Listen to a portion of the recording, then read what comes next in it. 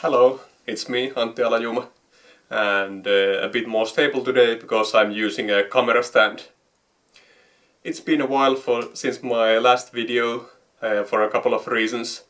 Firstly, it's been really cold in Finland lately and I don't have that great heating in my shop, so it's quite cold there.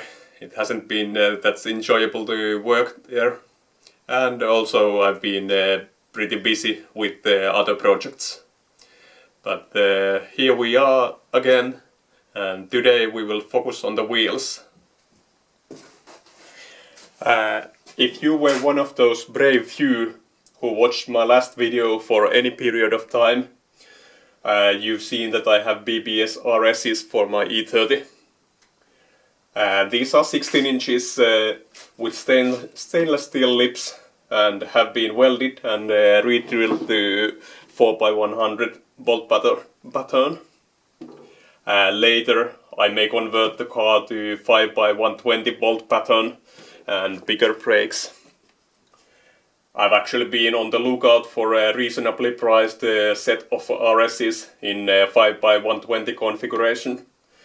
Even just the centers would be fine. For Project ARMO, I wanted to go with the staggered wheel setup. Wider wheels at the back and narrower at the front. I wanted to go with as wide wheels as possible while maintaining the proper wheel alignment and not needing to use stretched tires. When I bought the RSs, they all had 5-inch barrels and the lips were aluminium. I rebuilt the wheels with stainless steel lips, 1.5 at the front and 2.0 inch at the back. I also replaced the rear wheel barrels with 6-inch ones, which were the widest that cleared the rear shocks. On the front I decided to skimp on the barrels. I could have gone 0.5 wider. Suitable tire sizes in the E30 rolling diameter are not plentiful for 16-inch wheels. I went with the 205 by 50 at the front and 225 by 45 at the back. When I had the tires mounted on the wheels, I saw immediately that skimping on the front wheel barrels was a mistake. The fitment at the front and back just looked different. Front tires were much wider compared to the wheels than at the back, and the sidewalls looked much more rounded at the front, and I didn't really like that. So I took apart the front wheels and ordered 5.5-inch barrels for them, which hopefully will correct the issue. I had the barrels powder coated black, and today I'm going to assemble the front wheels again.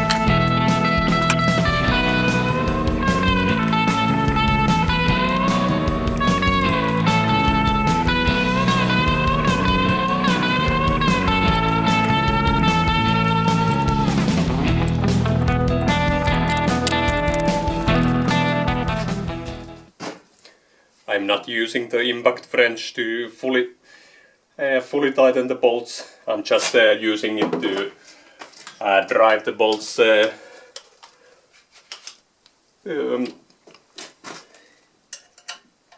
just until they start to tighten.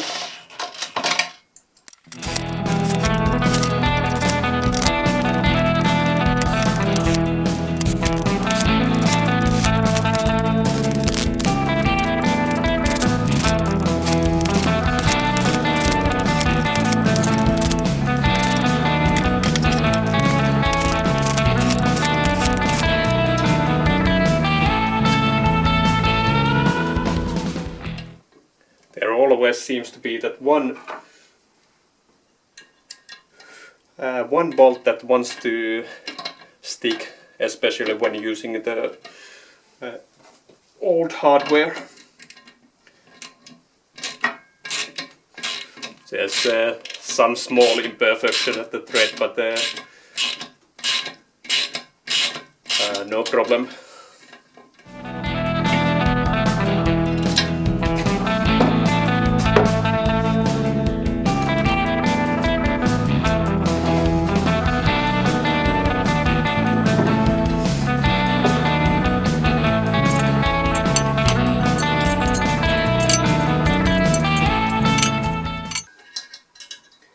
You can see that I'm not using a torque wrench to tighten the bolts. I'm just using my calibrated wrist. After doing this for a couple of times, you develop the feel for a correct torque. Right now I'm only going about the half torque to correctly seat the barrel. Then I will do a next round. That will be the final tightening.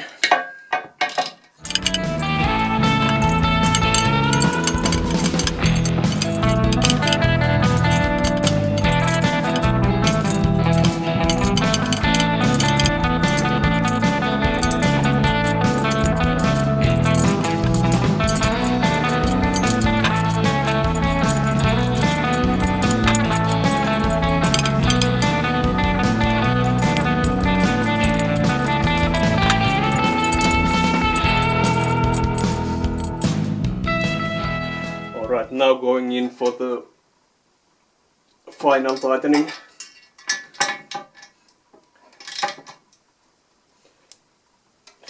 Actually, the main reason I'm not using a torque wrench for this is because I have my torque wrenches at my shop, at least for the small ones. I have a half-inch drive torque inch here at home, but that one is too big for this job.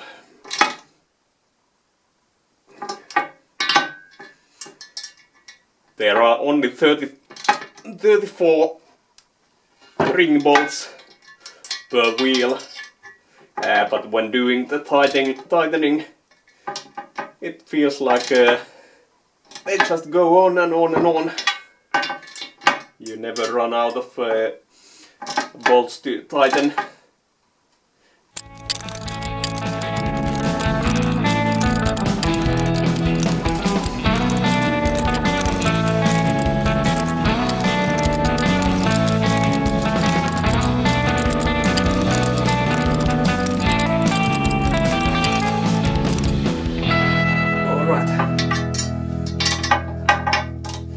That's a full round.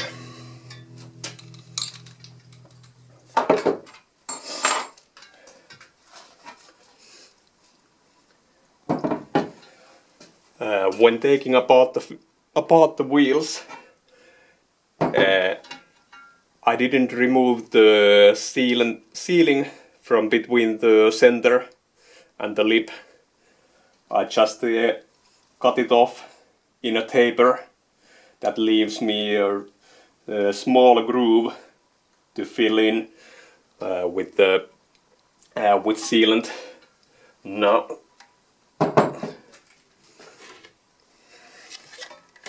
let's put this here to avoid banging the wheel on the brick wall.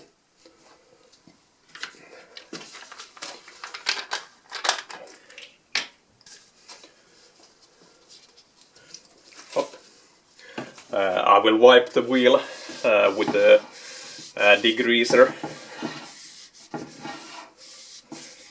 before applying the sealant.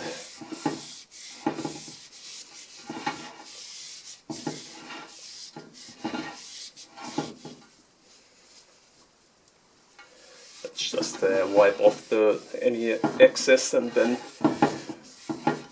let it evaporate.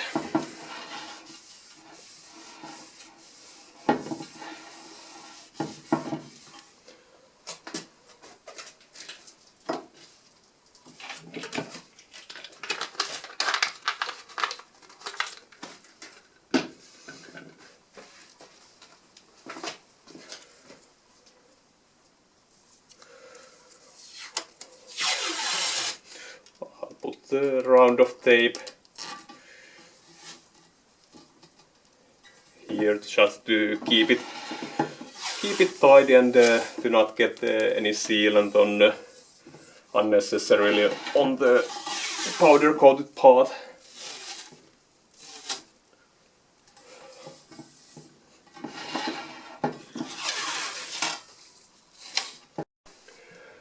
My camera ran out of battery just now, but luckily I didn't lose too much material. I just applied a bead of sealant in the seam between the barrel and the center and smoothened it out with a finger.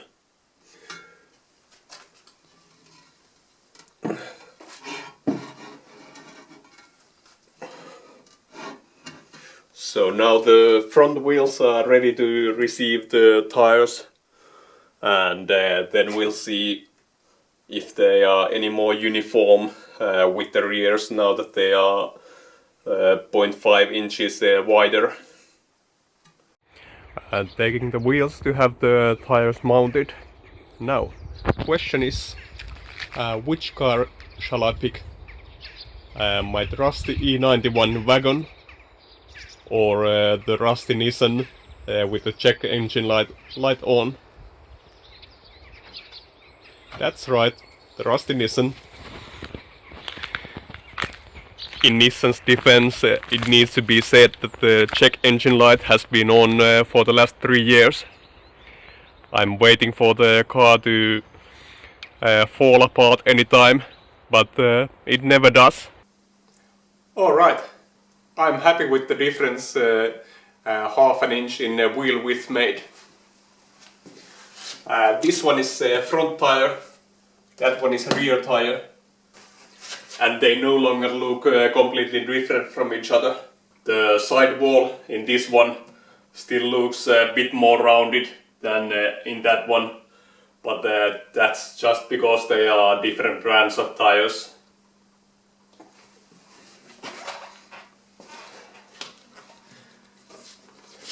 And the difference is not as noticeable as it was before.